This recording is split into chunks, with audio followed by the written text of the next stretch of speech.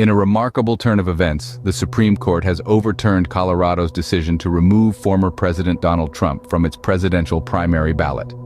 The roots of this legal battle can be traced back to Colorado's use of the novel Insurrection Clause under Section 3 of the 14th Amendment. The state accused the former president of aiding an insurrection when a mob of his supporters stormed the U.S. Capitol on January 6, 2021, in an attempt to halt the certification of the election results in favor of President Joe Biden. However, the Supreme Court stepped in, ruling that states do not possess the authority to remove presidential primary candidates from their ballots under this section of the 14th Amendment. This decision by the Supreme Court has paved the way for Trump's return to the 2024 presidential primary ballots. Following the Supreme Court's decision, Donald Trump, from his residence at Mar-a-Lago, aired a response. The former president, in his characteristic style, thanked the Supreme Court for their judgment. He then proceeded to make a contentious assertion, stating that states aim to remove him from the ballot due to his strong polling numbers, a claim that remains unverified. What's more intriguing is the fact that voters from no less than 16 states, including Colorado, had joined forces with various organizations with a sole purpose: to disqualify Trump from their ballots. Their weapon of choice was the 14th Amendment, a constitutional provision that prohibits those who have aided insurrections or enemies of the U.S. government from taking office. Trump, however, was unfazed by these efforts. In fact, he used the Supreme Court's ruling as an opportunity to further his narrative. As soon as the judgment was announced, he took to Truth Social, his social media platform, to celebrate. His message was clear and triumphant: big win for America.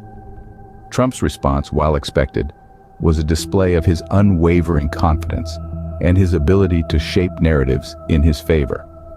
Despite the ongoing legal battles and the controversial nature of his presidency, Trump remains a formidable figure in American politics, ready to seize every victory, big or small, towards his potential return to the White House. Despite this victory, Trump still faces multiple ongoing legal challenges. Among these, 4 criminal trials stand out, each painting a vivid picture of the controversy that seems to follow the former president. One of these trials directly accuses Trump of attempting to overturn the 2020 election results. His alleged involvement in the January 6th attack on the Capitol is also under scrutiny, an event that left an indelible mark on the nation's history. Not one to back down, Trump has requested the Supreme Court's intervention in this case. His argument: presidential immunity. According to Trump, his position as a former president should absolve him of any charges.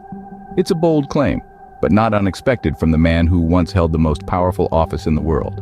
The court, in turn, has agreed to hear the case.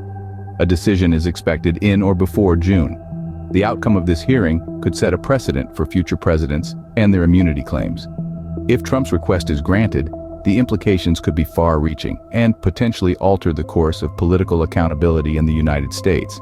But as we wait for the court's decision, we must remember that these legal battles form a backdrop to a much larger narrative. The Supreme Court's decision to keep Trump on the 2024 presidential primary ballots has already begun to shape the political landscape. This ruling has not only preserved Trump's political future, but also introduced a new dynamic to the upcoming presidential race. As Trump's legal battles continue, the Supreme Court's decision has added a new dimension to the 2024 presidential race. It remains to be seen what impact this will have on the political landscape. One thing is certain, though: the road to the 2024 elections promises to be as intriguing and unpredictable as ever.